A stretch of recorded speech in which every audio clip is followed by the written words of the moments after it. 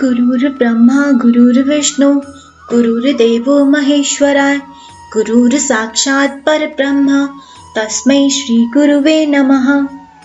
हरि ओम नमो भगवते वासुदेवाय। हरि ओम नमो भगवते वासुदेवाय। हरि ओम नमो भगवते वासुदेवाय। श्रीमद् भागवत गीता जी के 6 अध्याय में भगवान जी ने अर्जुन को अपने मन को ध्यान करके वश में करने का उपाय बताया है तथा उन्होंने बताया कि जो प्रयत्न करके अपने मन को, अपनी इंद्रियों को अपने वश में कर लेते हैं तथा समत्व बुद्धि से सभी में मुझे और मुझे सभी में स्थित समझते हैं, मैं सदैव उन्हें प्राप्त रहता हूँ। लेकिन यहाँ अर्जुन जी को संशय होता है।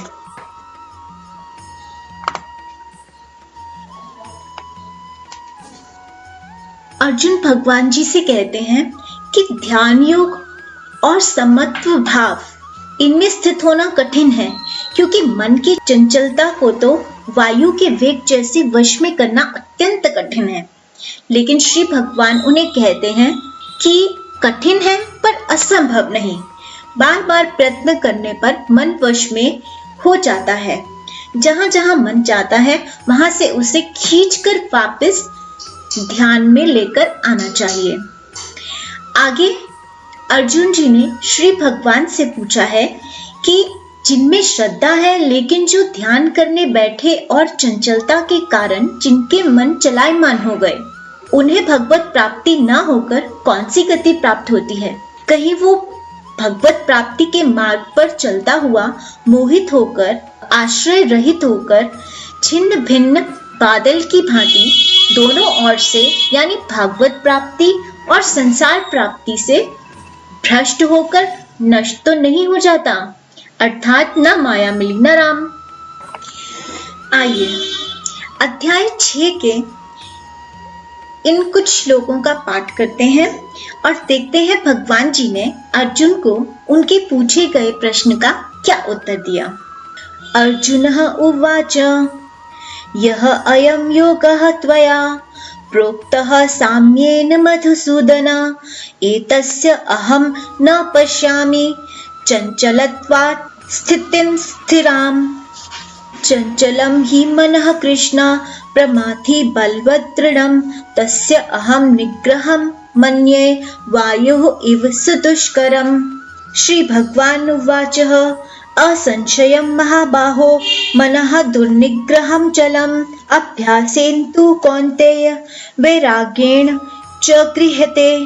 असंयत आत्मना योगः दुष्प्रापः इति मे मतिः वश्य आत्मना तु यतता शक्यः अवाप्तुम् उपायतः। अर्जुन उवाच यतिः श्रद्धया उपेतः योगात् चलितमानसः अप्राप्य योगसंसिद्धं कामगतिं कृष्ण गच्छति। कच्चित् न उभय विभ्रष्ट छिन्न अभ्रम इव नश्यति। अप्रतिष्ठः महाबाहो विमूढः ब्राह्मणः पथि एतत् मे संशयं कृष्ण छेतुम् अर्हसि अशेषतः। ततः अन्य संशयस्य अस्य चेता न हि उपपद्यते। श्री भगवान् उवाच पार्थ न एव इह न अमुत्र विनाशः तस्य विद्यते न हि कल्याणकृत कश्चित् दुर्गतिं तात गच्छति। प्राप्यः पुण्यकृतां लोकान् उषित्वा शाश्वतीः समः शुचीनां श्रीमत गेहे योगभ्रष्टः अभिजायते। अथवा योगिनाम् एव कुले भवति धीमताम् एतत् हि दुर्लभपरं लोके जन्म यत् ईदृशं तत्र तं बुद्धि संयोगं लभेत पौर्वदेहिकं यतते च ततः भूयः संसिद्धो कुरु नन्दन। पूर्व अभ्यासेन तेन एव ह्रियते हि अवशः अपि सह जिज्ञासुः अपि योगस्य शब्दब्रह्म अतिवर्तते। तपस्विभ्यः अधिकः योगी ज्ञानिभ्यः अपि मतः अधिकः कर्मिभ्यः च अधिकः योगी तस्मात् योगी भव अर्जुन। योगिनाम् अपि सर्वेषां मद्गतेन अंतरात्मना श्रद्धावान् भजते यः मां सह मे युक्ततमः मतः। श्री भगवान अर्जुन जी के पूछे गए प्रश्न का उत्तर देते हैं और कहते हैं कि अर्जुन, ऐसे मनुष्य का इहलोक में न परलोक में ही नाश होता है, क्योंकि कोई भी शुभ भागवत कर्म करने वाला दुर्गति को प्राप्त नहीं होता।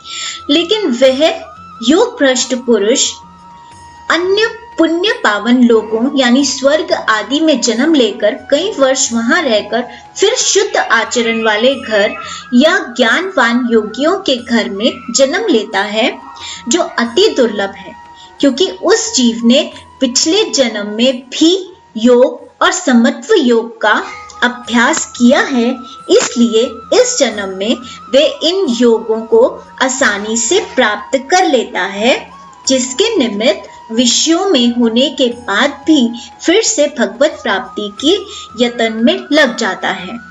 श्री भगवान कहते हैं कि जब एक योग भ्रष्ट योगी भी परम गति को प्राप्त होता है, तो जो अंतःकरण को शुद्ध कर सिद्ध होते हैं, सब पापों से रहित होकर साधना करते हैं, वो साधना के प्रभाव से बहुत आसानी से परम गति को प्राप्त हो जाते हैं। तो इस तरह से भगवान जी ने कहा है कि अगर एक बार भी कोई उनसे जुड़ जाता है और फिर थोड़े टाइम के लिए बिछड़ जाता है, तो भी भगवान उसे फिर से अपने आप से मिला लेते हैं। आज के लिए इतना ही। भगवान जी का नाम लेंगे। हरि ओम नमो भगवते वासुदेवाय। हरि ओम नमो भगवते वासुदेवाय। हरि ओम नमो भगवते वासुदेवाय। जय बिहारी जी की।